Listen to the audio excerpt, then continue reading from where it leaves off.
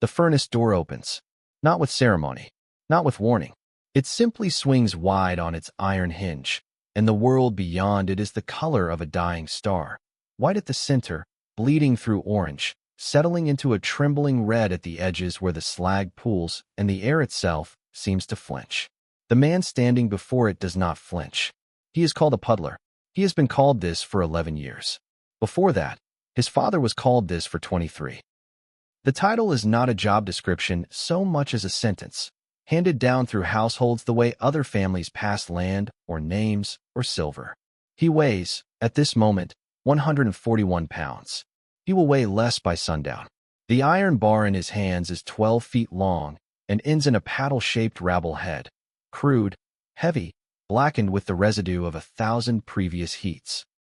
His task, which has not changed in its essential nature since Henry Cort first patented the puddling process in 1784, is to stir molten pig iron at temperatures exceeding 2,600 degrees Fahrenheit until the carbon burns away and the iron transforms, through his own physical labor, into wrought iron strong enough to hold a bridge, a rail, a warship together at its seams. He will do this for 8 hours. He will not be replaced by a machine for this particular task. Not yet. The chemistry of the puddling furnace demands human judgment. A man who can read the color of the melt, feel the resistance change through 6 feet of iron rod, know by instinct and by scar tissue the precise moment when the iron begins to come over, balling into pasty blooms of refined metal. The factory owners understood this dependency. They priced it accordingly, and cheaply. By 1850, there are an estimated 7,000 puddlers working the mills of South Wales, the Black Country of England, and the rolling valleys of Pennsylvania. They are the most physically destroyed workforce in the industrialized world. Their average working life inside the furnace room is under 12 years. Their lungs carry the ash of 10,000 heats. Their shoulders are reshaped by repetition into something no longer quite symmetrical. They are also, quietly, indispensably, the reason the 19th century was built at all. The furnace door is still open. He puts the bar in. There is a particular cruelty embedded in indispensability. The puddler was not exploited because he was unskilled. He was exploited precisely because he could not be replicated. No gear, no piston, no cam mechanism designed in the first 3/4 of the 19th century could perform what his body performed. That continuous, load-bearing, chemically sensitive stirring of molten iron in a reverberatory furnace chamber. Engineers attempted mechanical rabbling devices repeatedly across 4 decades. Each attempt failed. The metal balled incorrectly. The timing was wrong. The judgment was absent. What the machine could not supply was the knowledge carried in a man's arms. The micro-adjustments made 10,000 times per shift, calibrated not by instrument, but by resistance, color, smell, and the particular way the melt began to stiffen as the carbon burned away. This is the central paradox of the puddler's existence. The very skill that made him essential also made him expendable in a different way. Owners did not need to invest in his longevity. There were more men behind him, sons, cousins, migrants from agricultural collapse, willing to enter the furnace room and learn the trade by destroying themselves gradually inside it. The question this story asks is not simply how men survived such labor. It asks something harder. How does a civilization consume the bodies of its most necessary workers and call that progress? The answer is written in iron.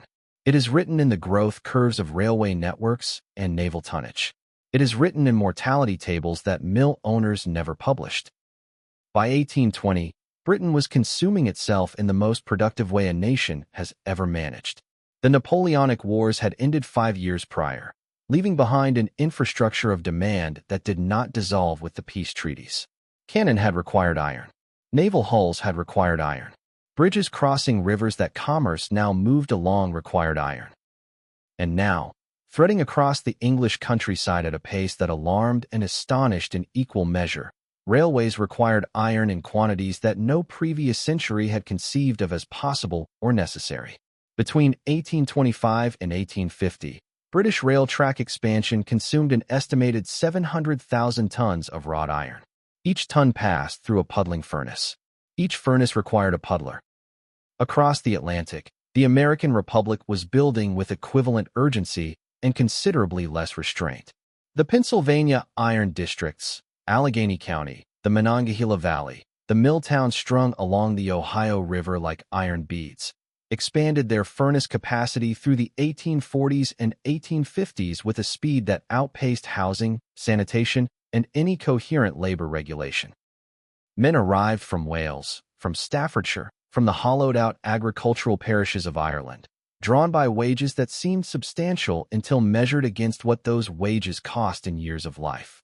The nation needed iron the way a wound needs pressure. Constantly, urgently, without pause for the instrument applying it. The puddler was that instrument. He did not choose this moment in history. The moment chose him, and it was not gentle about it. Henry Cort was not a metallurgist. He was a naval contractor, a man who understood iron primarily as a problem of supply and cost rather than chemistry or craft. When he patented the puddling and rolling process in 1784, he was solving a logistics problem. Britain was importing vast quantities of refined bar iron from Sweden and Russia because domestic production methods could not match the quality or volume required by the Royal Navy.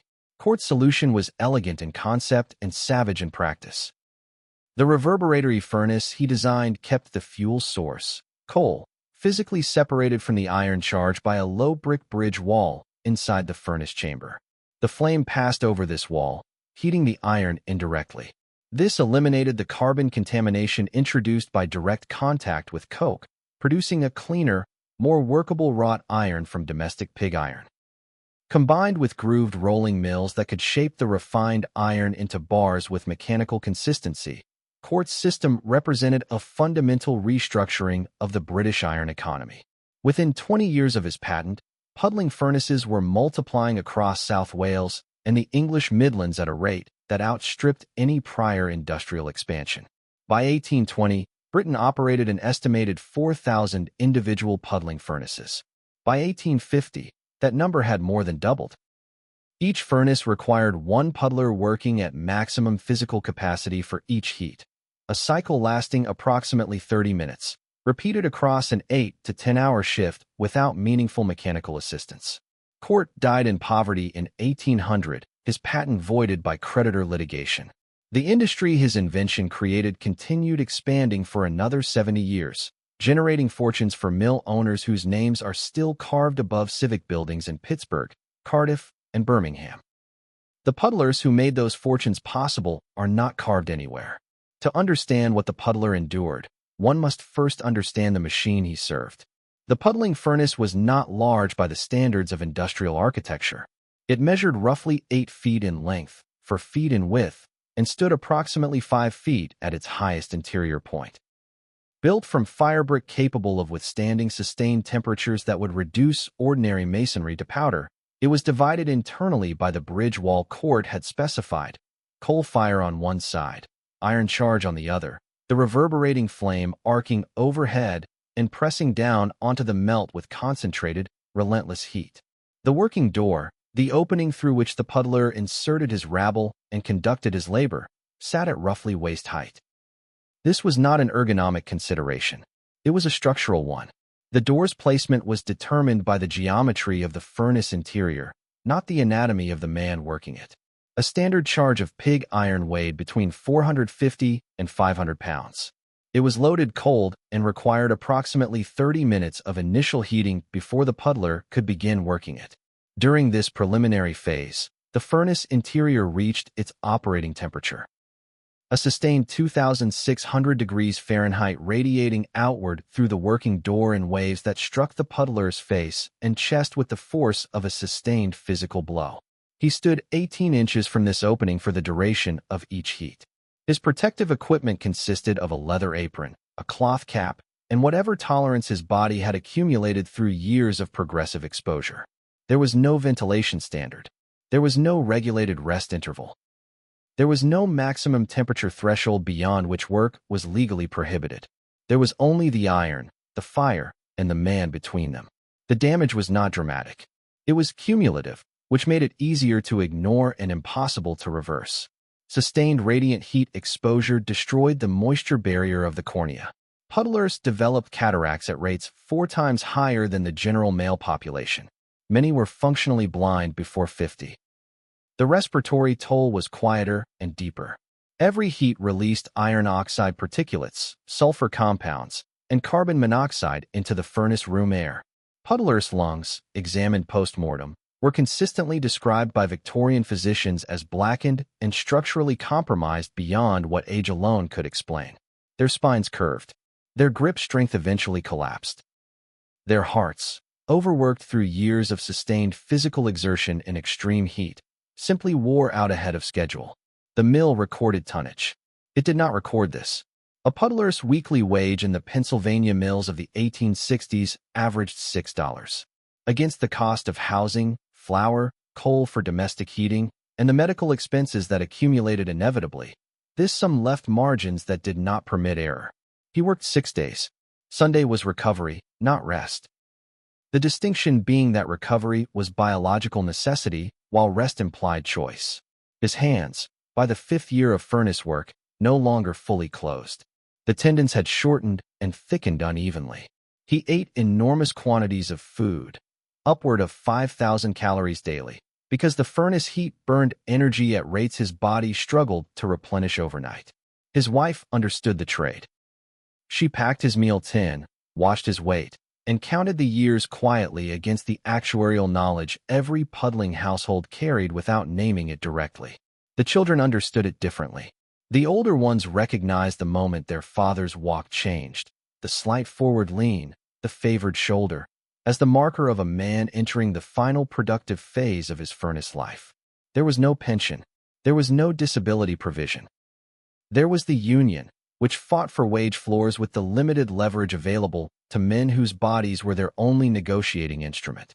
When the body failed, the negotiation ended. In the summer of 1874, the mill owners of the Pittsburgh district announced a wage reduction of 15%. They did not negotiate.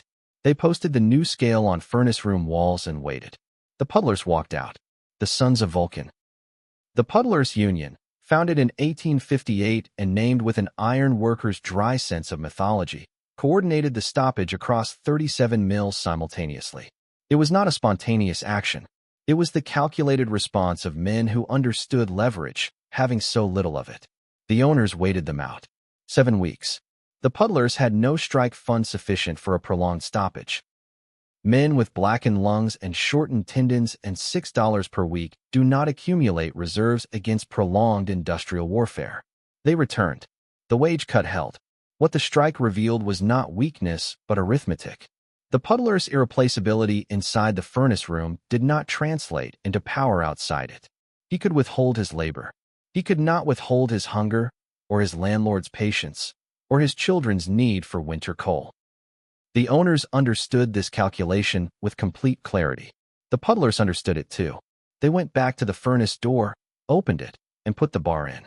The Bessemer converter arrived in American mills through the 1870s and rendered the puddler obsolete within a single generation. No strike could contest a machine that produced 10 tons of steel in 20 minutes. The last certified puddler in the United States retired in 1931. He had cataracts. His spine curved forward at 11 degrees. He was 61 years old and looked considerably older. He had helped build a nation that did not know his name. The furnace door swings shut.